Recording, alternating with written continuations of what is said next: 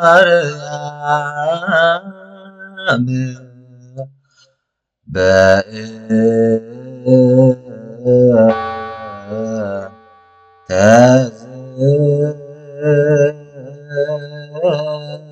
ተዘናበ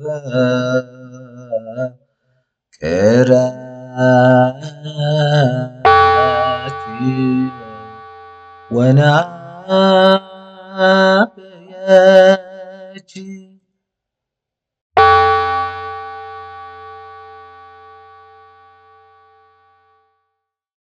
በስመ አብ ወወልድ ወመንፈስ ቅዱስ አሐዱ አምላክ አሜን።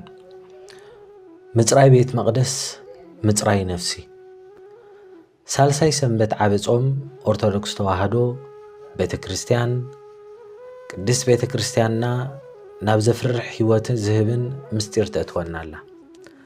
ዛንታ ጥራይ ኣይኮነን፣ ታሪኽ ጥራይ ኣይኮነን፣ ሕጂ ኣብ ውሽጢ ነፍሲ ወከፍ ሰብ ዝፍጾም ዘሎ ምግላጽ እዩ።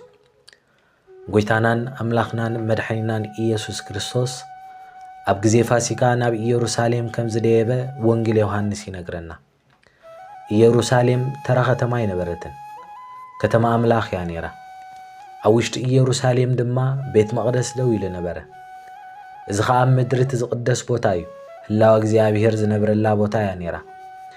ነቢያት ዝጽልዩላ፣ ንበዓት ዝወደቐላ፣ ይቕሬታ ዝድልየላ ቦታ እያ ነይራ። ክርስቶስ እናብ ቤት መቕደስ ምስ ኣተወ ናብ ገዛእ ቤቱ ኣተወ። ምኽንያቱ ንሱ በጻሐ ጥራይ ኣይኮነን፣ ንሱ ጐይታ ቤት መቕደስ እዩ፣ ንሱ እዩ ፈጣሪያ። ኣብኡ ዝረኣናያ ግና ቅድስና ኣይነበረን። ነጋዶ ረኣየ፣ ምዕዳግን ምሻጥን ረኣየ፣ ገንዘብ ዝቕይሩ ሰባት ረኣየ። ኣብ ውሽጢ ቤት ኣምላኽ ጫውጫውታን ምዝንባልን ብልሽውናን ረኣየ። እቲ ናይ ጸሎት ቦታ ናይ ንግዲ ቦታ ኮይኑ ነበረ። ቦታ ቅድስና ናይ ዓለማዊ ትምኒት ቦታ ኮይኑ ነበረ። ፍቑራተ ነዛ ህሞት እዚኣ ምሕሰቦ ፈጣሪ ኣብ ውሽጢ ፍጥረቱ ደው ኢሉ ቅዱስ ኣብ ውሽጢ ቅድስና ዝረስዐ ቦታ ደው ኢሉ ነዚ ምሕሰቦ ወንጌል ድማ ዘሰንብድ ነገር እዩ ዝነግረና። ክርስቶስ ካብ ገመድ መግረፍቲ ሰሪሑ ንኹሎም ኣባረሮ። ንሱ ድማ ማዕዶኦም ገልበጦ፣ ገንዘቦም ፋሕ ኣበሎ። ንሱ ድማ ንቤት ኣቦይ ቤት ሸቐጥ ኣይትግበሩ በለ። እዚ ከምቲ ብዙሓት ዝጽበይዎ ምስሊ ክርስቶስ ኣይኮነን። ብዙሓት ከም ለዋህን ትሑትን ስቕ ዝበለን ገይሮም እዮም ዝፈልጥዎ። ንሱ ድማ ሎሚ ግን ካልእ ሸነኽ ፍቕሪ ይገልጽ። ምኽንያቱ ሓቀኛ ፍቕሪ ንብልሽውና ኣይቅበልን እዩ። ሓቀኛ ፍቕሪ የንጽህ፣ ሓቀኛ ፍቕሪ ይመልስ እዩ፣ ሓቀኛ ፍቕሪ የድሕን እዩ። ሕጂ ግን ፍቑራት እታ ኣገዳሲት ሕቶ ክንሓትት ከሎና ክርስቶስ ከምዚ ዝገበረ ስለምንታይ እዩ? ንሓደ ህንፃ ንምጽራይ ጥራይ ዲ ነይሩ? ያያ ኣይኮነን። ኣብ ኢየሩሳሌም ዝነበረት ቤት መቕደስ ምልክት ዝዓበየት ቤት መቕደስ ጥራይ እያ ነይራ። ንስኻ እታ ቤት መቕደስ ኢኻ፣ ነፍስኻ ቤት መቕደስ እያ፣ ልብኻ ምሕደረ ኣምላኽ እዩ። እግዚኣብሔር ካብ መጀመርታ ንሰብ ኣብ ምድሪ ክነብር ጥራይ ዘይኮነ ምሕደሪኡ ክኸውን ይፈጢርዎ። ነፍሲ ሰብ ንጹህን ሰላማዊትን መለኮታዊ ብርሃንን ዝመልአትን እያ ተፈጢራ። ቀሲሉ ግን ሓደ ነገር ኣተወ፣ ሓጢኣት ኣተወ፣ ጸልማት ኣተወ፣ ትዕቢት ኒሕ ኣተወ። ልክዕ ከምቲ ነጋዶ ናብ ቤት መቕደስ ኢየሩሳሌም ዝኣተዉ ፍትወት ናብ ቤት መቕደስ ነፍሲ ኣተወ። ትዕቢት ስቕ ኢሉ ኣተወ፣ ሕርቃን ስቕ ኢሉ ኣተወ፣ ጽልኢ ብሕቡ ኣተወ፣ ፍቕሪ ዓለም በብቕሩብ ኣተወ። እታ ቤት ጸሎት ክትከውን ዝተፈጥረት ነፍሲ ድማ ብጫውጫውታ መሊኣ። ፍቁራቴ እዚ ኩነታት ሰብኣውነት እዩ። ብደገ ሓደ ሰብ ብህይወት ክረአ ይኽእል እዩ። ብውሽጢ ግን ቤት መቕደስ ድሕሪ ሕጂ ሰላም የብሉን። ጭንቀት ኣሎ፣ ዕረፍቲ ዘይምህላው ኣሎ፣ ባዶነት ኣሎ፣ ካብ እግዚኣብሔር ርሕቐት ኣሎ። ተስፋ ናይ ዝቕዱስ ዘመን ግን ኣጸቢቕኩም ስምዑ። ክርስቶስ ንቤት መቕደስ ሓንሳብ ጥራይ ኣይኮነን ኣጽሪዋ፣ ቅድሚ ነዊሕ እዋን። ሎሚ ነፍስኻ ከንጽህ ይምነ ኣሎ። በዚ ምኽንያት ድማ ያ ቤተ ክርስቲያን ዓብ ጾም ትህበና። ጾም መቕጻዕቲ ይኮነን፣ ጾም ምጽራይ እዩ። ጾም ክርስቶስ ናብ ቤት መቕደስ ነፍስኻ ዝኣቱ እዩ። ጾም ክርስቶስ ነታ ኣብ ውሽጥኻ ዘሎ ማእዳ ሓጢኣት ዝግልብጥ እዩ። ቅዱስ ኣቦና ዮሃንስ ኣፈወርቅ ክርስቶስ ንቤተ መቕደስ ከንጽሓ ከሎ ንልቢ ሰብ ናይ ምንጽሓ ስልጣን ይገልጽ ከም ዝነበረ ይምህረና። ምኽንያቱ ዝኾነ ወዲ ሰብ ናይ ገዛእ ርእሱ ሓይሊ ክነጽሕ ኣይክእልን እዩ። ባህርያትካ ክትቅይር ትኽእል ኢኻ፣ ንልብኻ ግን ክቕይሮ ዝኽእል ክርስቶስ ጥራይ እዩ። ሓጢኣት ካብ ሰባት ክትሓበእ ትኽእል ኢኻ፣ እንተኾነ ግን ሓጢኣት ካብ ነፍስኻ ክወግድ ዝኽእል ክርስቶስ ጥራይ እዩ። እዚ ድማ ጾም ምስ ንስሓ ክተሓሓዝ ዘለዎ። ብዘይ ንስሓ ጾም ጥሜት ጥራይ፣ ብዘይ ንስሓ ጸሎት ቃላት ጥራይ፣ ብዘይ ንስሓ ቤተ መቕደስ ከም ዘይተቐየረ ይተርፍ። ንስሓ ምስ ተጀመረ ግና ኩሉ ቅየር። ሓደ ሰብ ንስሓ ክጅምር ከሎ ክርስቶስ ክዋሳ ይጅምር። ነዚ ጠረጴዛታት ክግልብጦ ይጅምር። ንጸልማት ከውጾ ይጅምር።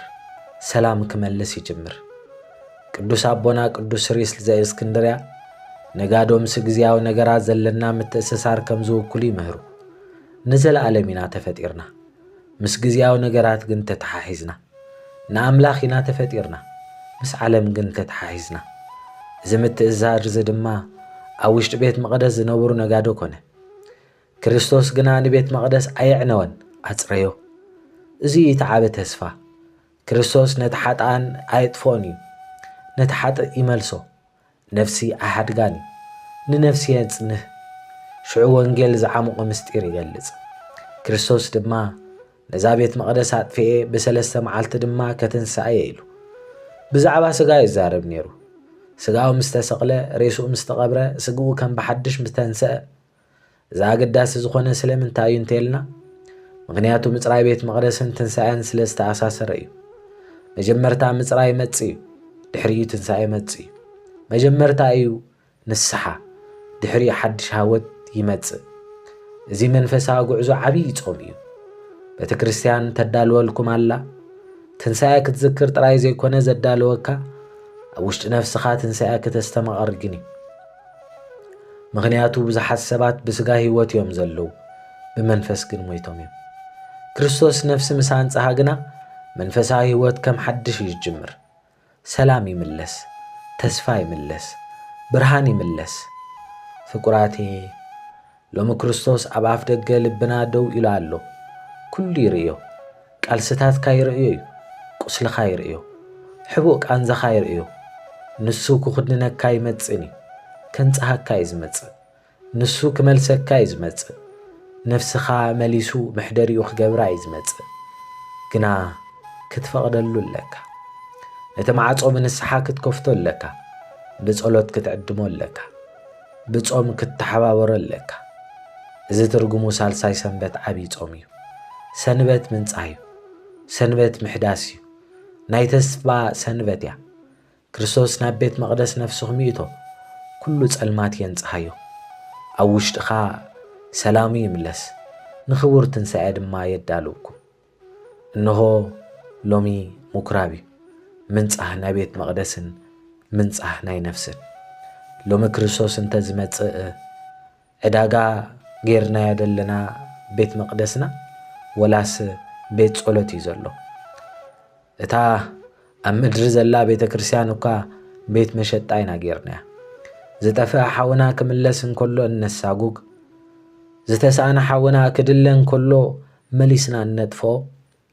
ብቂም ብፈኸራ ብትዕቢት ኣነ ይዓቢ ንስኻ ብትንእስ ብዝብል ጃህራ መሊእና ኢና ዘለና።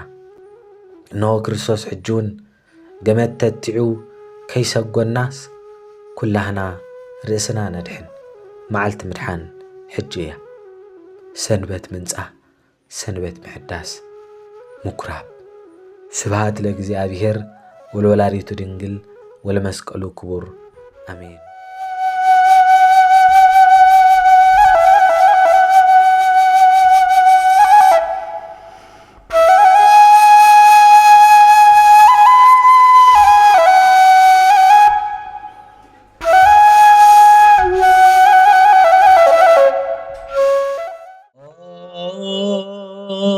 ማርያም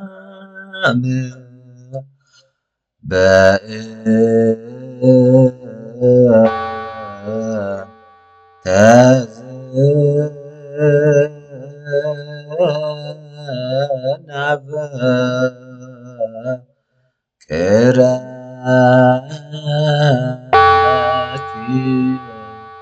ونابيا